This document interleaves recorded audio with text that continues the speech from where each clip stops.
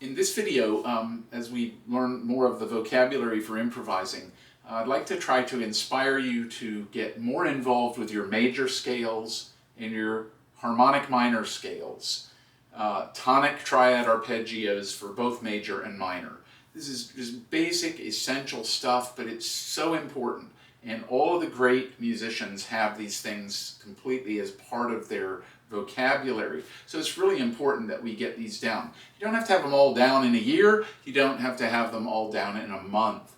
You can be working on these all of your life. You can go back to them and start again, but you want to be working and trying to incorporate them into your life, and you want to know where these notes are and these sounds are that make up these scales and these colors. So that's what we want to do today. Before we get too far ahead and really get into the good stuff, we want to remember all the good stuff is just another building block on top of the basics. So here we go. So your tonic, triad, arpeggios, if we're in the key of C, is a C major triad, and of course then you have that with your right hand. And you could do these in all kinds of ways. You could have them with separate hands.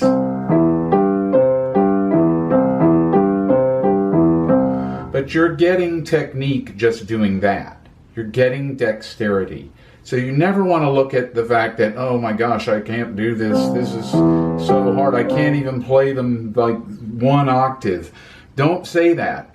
Because if you start moving your fingers, then you're moving. And you're basically developing your skill and building your technique. So don't look at what you don't have. As soon as you start, you have something, and build on that.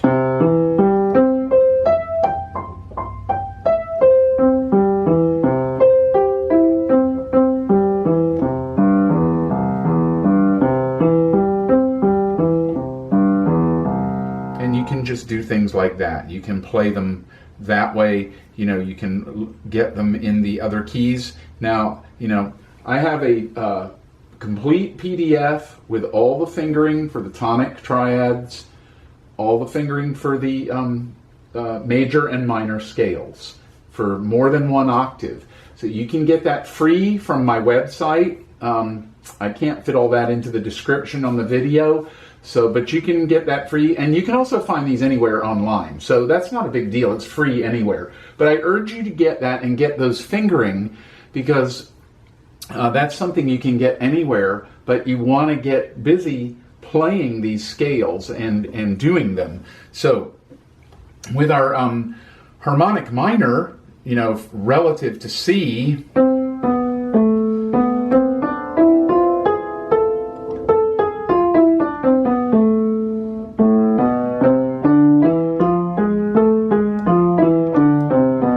just that much you're building your technique. Now, you can put an octave between the hands and get more with your peripheral vision, or more development of your peripheral vision. I always look at my left hand. Almost always. 9 times out of 10, I'm looking at my left hand when I'm playing anything unison. So, if you've noticed my Winter with Charlie Parker video, you'll see, well, you can't see there because it's a side view, but all of those pieces that I played with 2 hands, I was looking at my left hand 99% of the time. That's something my classical teacher taught me. Hey, you're right-handed, look at your left hand. Your right hand will lead, your left hand will do everything it's supposed to because you're looking at it. So it's a really fascinating little study scientifically, and it's guaranteed. So again, if you look at that video, you can't tell, but I'm looking at my left hand the whole time. So that's a nice thing to remember when you're trying to play scales or do things in unison. When you go to put the hands together, whichever hand is more dominant, look at the opposite hand. If you're left-handed, watch your right hand. If you're right-handed, then be looking at your left hand.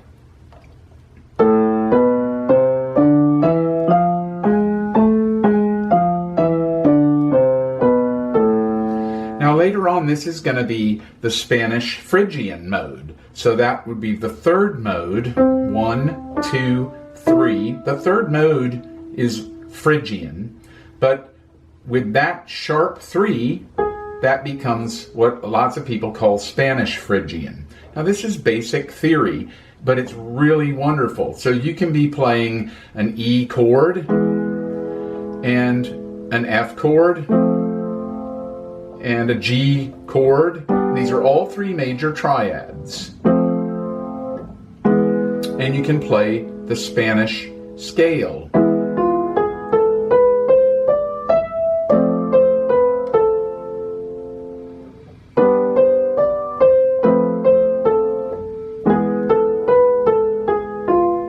I'm doing something very basic there so you can see, but that's a wonderful thing to be able to do.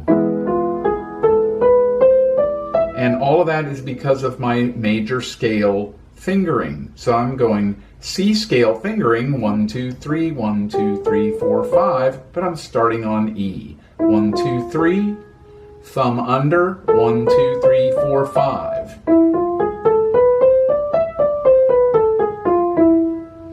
You take the top part of harmonic minor if you can't, or if you don't want to think of it as Spanish Phrygian, just think of it as the top part of harmonic minor.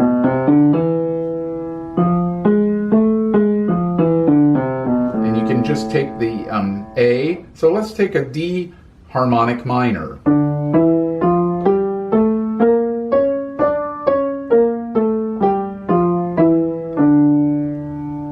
So with D harmonic minor, we take the top part of that, and there it is right there.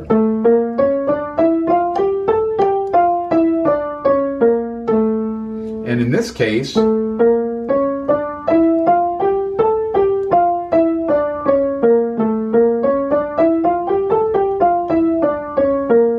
can be thinking of it like the same scale, same fingering.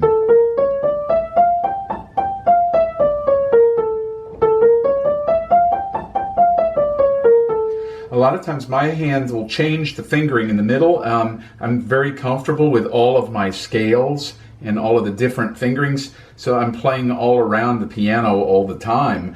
And so sometimes I'm shifting fingering and not even thinking about it. So I apologize for that slight discrepancy there in the 2 hands, but if I was just learning, and when I was learning, I made sure I got everything as close to standard fingering as possible. So this one, and then you can take your chord progression. Well, the last one we had E, and then we went a half step up to F, and then to G. And you'll notice that's coming from C, that's 3 chords in a row, starting with the Phrygian mode. So all you have to do is know your 3rd chord in the major key. So if we're in the key of D minor, this is relative to F. Our Phrygian chord in F is A minor. And then we have B flat is the next chord, the 4 chord in F, and then the 5 chord in F is C. Trying to get so you can see this. And then we make that 3rd chord, the Phrygian one, major.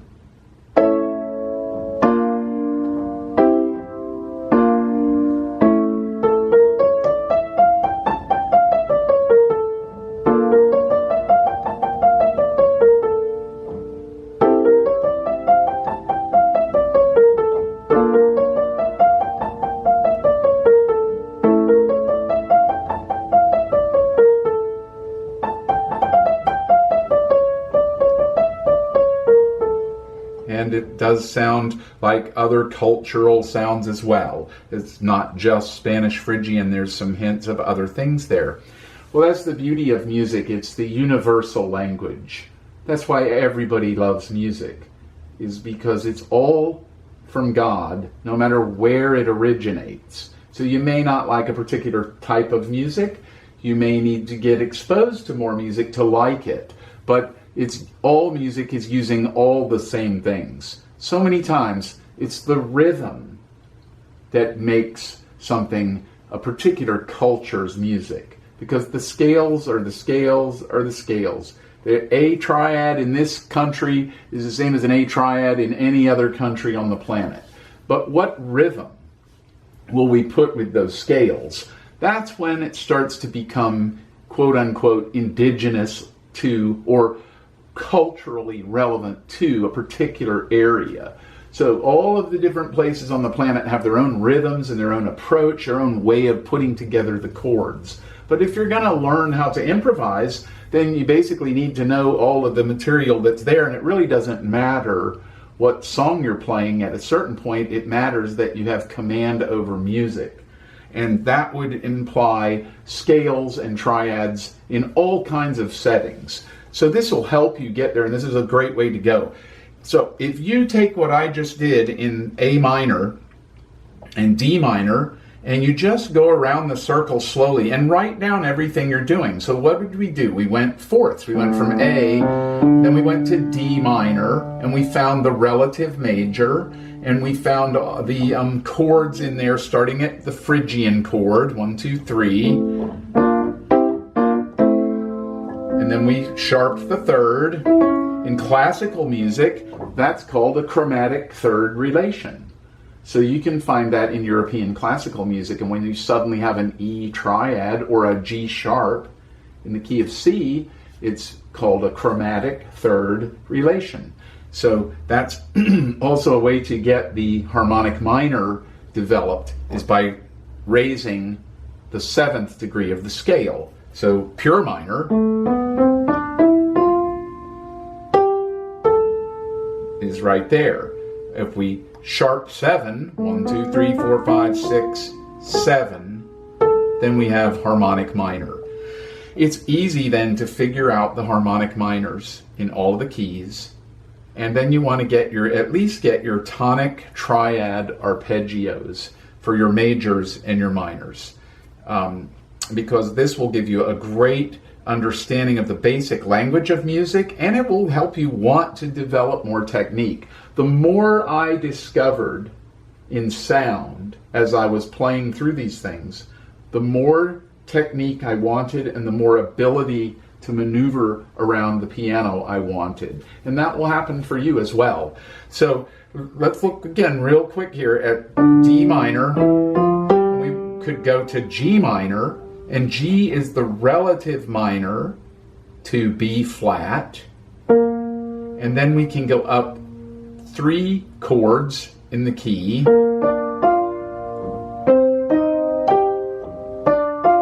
And now we're at the Phrygian chord. The 3rd chord is minor. And we can take this down here, and we could sharp that 3rd. So let's do our quick chord progression here in B flat.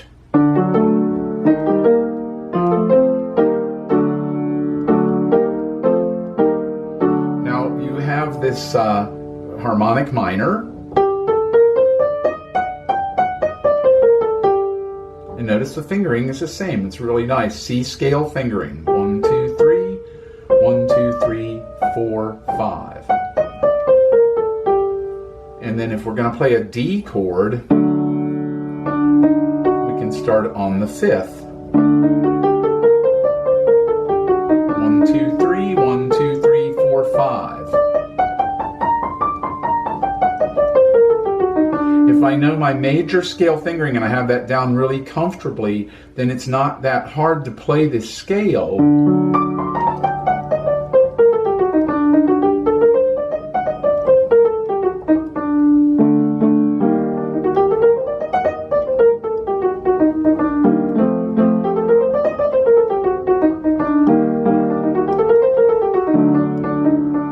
Now, granted, you can add notes to this to get more color and more sound, and it would sound better if I supported that scale with bigger harmonies at times, yes. But you have to start somewhere, and I'm always saying that. Imagine some little kid who's never played before and they get their hands on that scale. Well, I have seen that happen, and they get very excited and they become really great musicians as adults.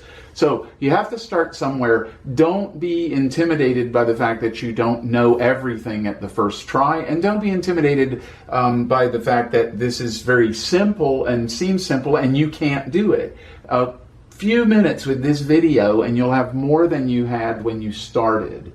And that's exactly why I got into teaching, was the joy of helping others get what I have. And you can have this. It's just a matter of doing it. So these are great sounds. I'm going to let you do the rest of the 12 keys, but I wanted to show you a good incentive as to why you might want to learn your majors and minors. And it's not just that simple Spanish scale. It's that color that you have. For example, the last thing we'll look at is the bebop aeolian scale.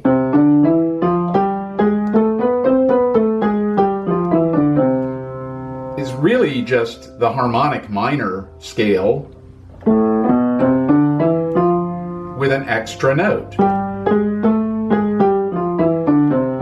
So you just have this extra note in there.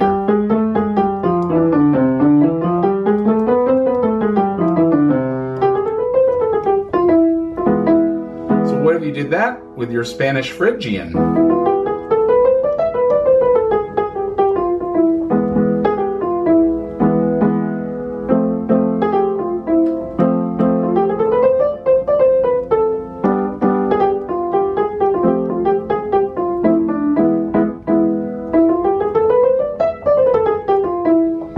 What if you did that with a nice jazz voicing?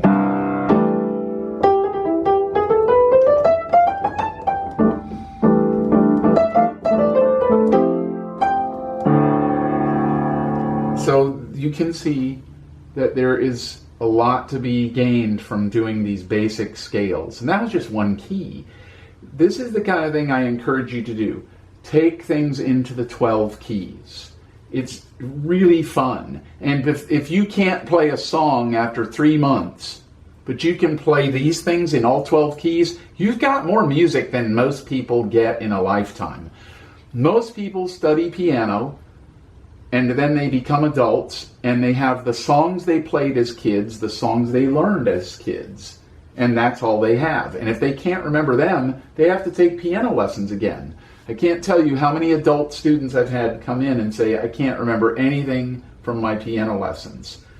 However, all my students leave, no matter what age they are, with the ability to never need another teacher. Because on any given day when you don't want to play one of your Chopin pieces or Bach pieces, Mozart, or whatever it is, the Beatles, who cares? Whatever day you don't want to just play a song you already know, you can sit down and make music at the piano and cause sound and be fulfilled. And that's a really great way to approach music, and it's a great way to pray too. You can't do anything wrong and you can't think anything wrong when you're approaching music that way. And that's why, in my opinion, music is a gift from God.